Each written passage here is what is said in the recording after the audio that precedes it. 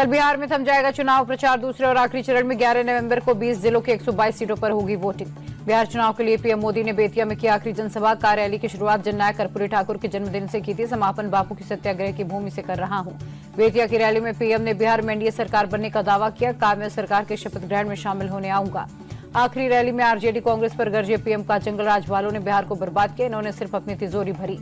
राहुल और तेजस्वी पर पीएम मोदी का बड़ा हमला का बिहार में घूम रहे दोनों नामदार जमानत पर हैं। सीतामढ़ी की रैली में पीएम मोदी ने आरजेडी कांग्रेस को घेरा। बोले पहले फेज की वोटिंग के बाद जंगल राज वालों को 65 वोल्ट का झटका लगा।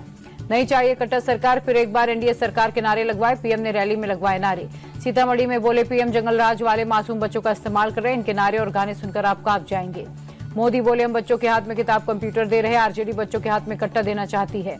पीएम के बयान पर कांग्रेस चीफ खड़गे का पलटवार। पूछा पिछले 20 साल में आपने खुद जंगल राज को क्यों नहीं खत्म किया। गृह मंत्री अमित शाह ने बिहार में कटिहार, सुपौल और पूर्णिया में की जनसभा। बोले महागठबंधन बिहार का भला नहीं कर सकता। पूर्णिया में बोले अमित शाह पहले चरण में लालू राहुल की पार्टी का सुपड़ा साफ हुआ। अमित शाह ने लोगों को लालू राबड़ी राज याद दिलाई। कहा दिन दहाड़े हत्याएं होती थी, लूट फिरौती अपहरण की इंडस्ट्री चलती थी।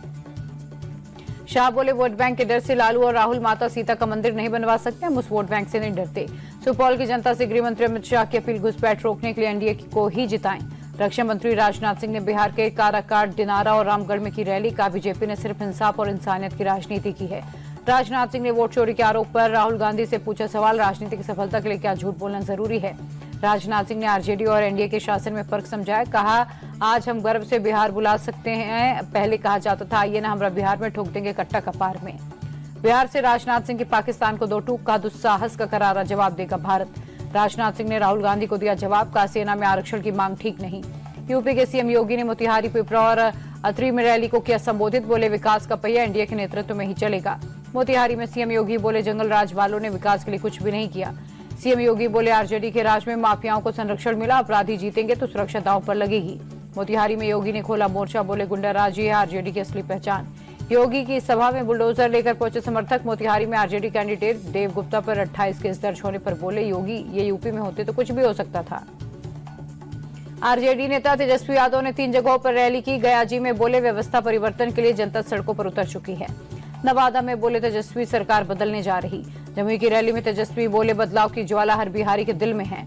कांग्रेस सांसद प्रियंका गांधी ने कटिहार में कदवा और बरारी में की जनसभा। पूर्णिया में रैली को किया संबोधित। कटिहार में प्रियंका ने पीएम को बताया वोट चोर। कहा पीएम के साथ सीईसी और दोनों चुनाव आयुक्त भी वोट चोर। कटिहार में प्रियंका का इमोशनल कनेक्ट। कहा हम गांधी की तरह विचारधारा की लड़ाई लड़ रहे। बिहार के सीमांचल में मुस्लिम वोट की लड़ाई। कांग्रेस नेता इमरान प्रतापगढ़ी ने ओवैसी पर निशाना साधा। बोले वो तेलंगाना में हमारे लिए दरी बिछा रहे। इमरान प्रतापगढ़ी को आईएम का जवाब। का मैडम के कहने पर इमरान सीमांचल है। इमरान मदारी के डुगडुगी पर चलने वाले बंदर हैं। बिहार चुनाव पर बीजेपी चीफ नड्डा ने इंडिया टीवी से खास बातचीत की। कहा आरजेडी का मतलब रंगदारी, जंगलराज, दादागिरी है। नड्डा बोले लालू राज में शिक्षा का स्तर गिरा, स्कूल कॉलेज विकास ठप हुआ। 2005 के बाद बिहार ने बदलाव की करवट ली। नड्डा ने विपक्ष पर कास्ट पॉलिटिक्स करने का आरोप लगाया। कहा राहुल को जमीनी जानकारी नहीं, वो कंफ्यूज हैं। रोडी आचार्य का पीएम पर निशाना। कहा पहले राउंड की वोटिंग से घबराकर जुमलाए हिंदुस्तान हथियार पर उतर आए। बीजेपी सांसद रवि किशन से लगातार दूसरे दिन मुलाकात पर बोले तेज प्रताप ये महज एक इत्तेफाक है। सेकेंड फेज की वोटिंग के पहले ही आरजेडी के कार्यकर्ता गदगद। पोस्टर लगाकर तेजस्वी को अगला सीएम बताया। आरजेडी ने जारी किया हाजीपुर के स्ट्रांग रूम का वीडियो। गड़बड़ी का आरोप लगाया। आरजेडी सांसद मनोज झा ने चुनाव आयोग को लिखा लेटर। ईवीएम स्ट्रांग रूम की सुरक्षा सुनिश्चित करने की मांग की। समस्तीपुर में कूड़े में मिली वीवीपैट पर्चियों के मामले में एक्शन। एआरओ समेत 2 अधिकारियों को हटाया। समस्तीपुर के डीएम ने वीवीपैट पर्चियों को जब्त किया। चुनाव आयोग ने कहा मॉक ड्रिल की मिली है पर्चियां। मामले में एआरओ समेत 2 अधिकारी सस्पेंड। जेडीयू नेता नीरज कुमार ने पटना में लगाई प्रदर्शनी। लोगों को लालू के जंगलराज की दिलाई याद। जनसुराज के प्रशांत किशोर ने मधुबनी में किया रोड शो। कहा जनसुराज को वोट दिया तो युवाओं को कमाने बाहर नहीं जाना होगा। राहुल गांधी के बयान पर प्रशांत किशोर बोले बिहार में वोट चोरी का मुद्दा ना कभी था ना है। राहुल के वोट चोरी के आरोप पर केंद्रीय मंत्री चिराग पासवान बोले वे अभी से हार का बहाना ढूंढ रहे। टीएमसी विधायक हुमायूं कबीर ने फिर दिखाई बगावत। 22 दिसंबर तक नई पार्टी बनाने का ऐलान। वोट चोरी के खिलाफ कर्नाटक कांग्रेस का हस्ताक्षर अभियान। 1 करोड़ से ज्यादा लोगों ने लिया हिस्सा। बंगाल बीजेपी के नेता शुवेंदु अधिकारी की ममता सरकार पर आरोप। वोट बैंक के लिए घुसपैठियों को बसा रही है टीएमसी नेता शशि पांजा का आरोप। एसआईआर को लेकर बंगाल के लोगों में घबराहट और चिंता। 6 दिन के अफ्रीकी देशों के दौरे पर राष्ट्रपति मुर्मू अंगोला और बोत्सवाना के लिए हुई रवाना। कल उत्तराखंड के रजत जयंती महोत्सव में शामिल होंगे पीएम मोदी। 7,000 करोड़ से ज्यादा की देंगे सौगात। 11 नवंबर से 2 दिन के भूटान दौरे पर जाएंगे पीएम मोदी, तो पक्षीय बैठक समेत कई मुद्दों पर होगी चर्चा। सुप्रीम कोर्ट में 20वीं नेशनल कॉन्फ्रेंस का पीएम ने किया उद्घाटन, कहा मध्यस्थता हमारी सभ्यता का हिस्सा है। पीएम मोदी ने देश को दी वंदे भारत एक्सप्रेस की सौगात, बनारस स्टेशन से 4 वंदे भारत को किया रवाना। बनारस से खजुराहो, लखनऊ से सहारनपुर, फिरोजपुर से दिल्ली और एर्नाकुलम में बेंगलुरु के बीच चलेगी ट्रेन। वाराणसी खजुराहो वंदे भारत ट्रेन में स्कूली बच्चों से मिले पीएम, बच्चों से बातें शेयर की। पीएम मोदी ने कहा वंदे भारत ट्रेनों पर भारतीयों को गर्व है, भारतीय रेल की तस्वीर बदल रही। मोदी ने इंफ्रास्ट्रक्चर से ही विकास को संभव बताया, कहा देश में तकनीकी के क्षेत्र में बेहतर काम हो रहा। वाराणसी में पीएम मोदी का रोड शो, लोगों ने मोदी मोदी के लगाए नारे। संसद के शीतकालीन सत्र की तारीख का ऐलान, 1 दिसंबर से 19 दिसंबर तक चलेगा विंटर सेशन। कांग्रेस ने सत्र की टाइमिंग पर उठाए सवाल, कहा सरकार को जनता के सवालों का डर है, 4 हफ्तों का काम 15 दिन में नहीं हो सकता। भारत और आर्मेनिया के बीच जल्द होगी डिफेंस डील, येरेवान में दोनों देशों के डेलीगेट्स की बैठक में बनी सहमति। रेगिस्तान में जवानों की त्रिशूल एक्सरसाइज जारी, थार रैप्टर ब्रिगेड ने दिखाया हैरतअंगेज करतब। इंडियन आर्मी की नारी योद्धा स्काई डाइविंग टीम की ट्रेनिंग शुरू, बठिंडा में दी जा रही है ट्रेनिंग। बाबा बागेश्वर के हिंदू एकता पद यात्रा का दूसरा दिन, जया किशोरी, साध्वी तमरा, जगत गुरु रामभद्राचार्य, कई साधु संत हुए शामिल। पंडित धीरेन्द्र शास्त्री बोले पदयात्रा सामाजिक समरसता और हिंदू एकता के लिए भारत हिंदू राष्ट्र बनेगा। करूर भगदड़ मामले को लेकर एक्शन में सीबीआई, एक्टर विजय से जुड़े ठिकानों पर छानबीन। चेक बाउंस केस में एक्ट्रेस समीक्षा पटेल को समन, 9 जनवरी को मुरादाबाद कोर्ट ने पूछताछ के लिए बुलाया। कट्टरपंथी संगठन पीएफआई के खिलाफ ईडी का एक्शन, 67 करोड़ से ज्यादा की संपत्ति अटैच की। कोलकाता में ईडी ने बड़ी सेक्स रैकेट का खुलासा किया, आरोपियों के पास 1 करोड़ से ज्यादा कैश बरामद।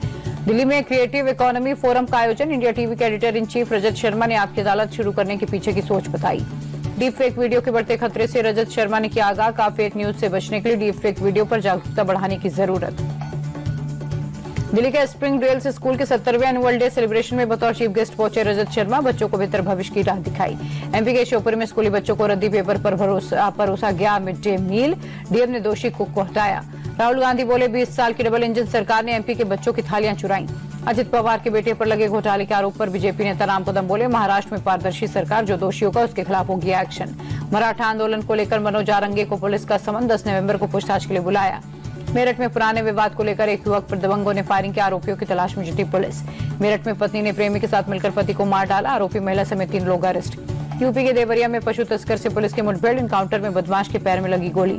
लखनऊ में अतिक्रमण के खिलाफ एक्शन, रेलवे की जमीन पर बनी अवैध दुकानों पर चला बुलडोजर। रायबरेली में मामूली विवाद को लेकर 2 पक्षों के बीच कुल्हाड़ी और लाठियों से वार, झड़प में 2 महिला समेत 5 लोग घायल। फिरोजाबाद में जमीनी विवाद को लेकर 2 पक्षों में खूनी संघर्ष, जमकर चले लाठी डंडे। फिरोजाबाद में 2 मस्जिदों से प्रशासन ने लाउड स्पीकर उतरवाए, तेज आवाज में बजाने का आरोप। यूपी के सहारनपुर में बदमाशों के हौसले बुलंद, बजरंग दल के पदाधिकारी से शिवम समेत 3 लोगों पर अटैक। हरिद्वार में लॉरेंस गैंग के नाम पर एक शख्स से मांगी गई 30 लाख की फिरौती, पुलिस ने आरोपी को पकड़ा। हरियाणा के हिसार में सब इंस्पेक्टर के मर्डर केस में कार्रवाई, पुलिस ने 5 आरोपियों को दबोचा।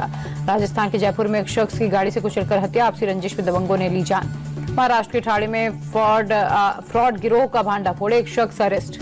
भारत और ऑस्ट्रेलिया के बीच 5वां और आखिरी टी20 मैच बारिश की वजह से रद्द हुआ, भारत ने 2-1 से सीरीज जीती। टॉस जीतकर ऑस्ट्रेलिया ने चुनी थी गेंदबाजी, भारत की तरफ से अभिषेक शर्मा 23 और शुभमन गिल 29 पर रहे नाबाद, भारत का नहीं गिरा कोई विकेट। भारत ऑस्ट्रेलिया टी20 सीरीज में अभिषेक शर्मा को मिला प्लेयर ऑफ द टूर्नामेंट का खिताब, 5 टी20 मैचों में अभिषेक ने बनाए थे 163 रन। भारत को जल्द मिलेगी एशिया कप की ट्रॉफी, आईसीसी के दखल के बाद बीसीसीआई और पीसीबी ने सुलझाया विवाद। वर्ल्ड कप जीतने पर क्रिकेटर ऋषा घोष का बंगाल क्रिकेट एसोसिएशन ने भव्य तरीके से स्वागत करते हुए किया सम्मानित, कार्यक्रम में सीएम भी हुई शामिल। बंगाल सरकार ने ऋचा को बंग भूषण पुरस्कार दिया, डीएसपी किया नियुक्त, बंगाल क्रिकेट एसोसिएशन ने 34 लाख रुपए और सोने का बैट गिफ्ट।